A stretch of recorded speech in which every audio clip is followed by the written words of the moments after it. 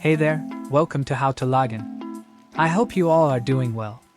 Today you will learn how to log into Direct2Hr Employee. Before I start this video, be sure to subscribe to this channel and do not forget to click on bell icon. So let's begin. Albertsons employees can log into the Direct2Hr self-service system and use the online platform to get information about work schedules, benefits and vacations, payroll and more. Employees of the company do not self-register in the employee service system. Registration is handled by the personnel department. After being hired, the employee receives a personal login and password to access the web portal. There is only one way to access your personal account. Use a specially designed web portal, Direct2Hr.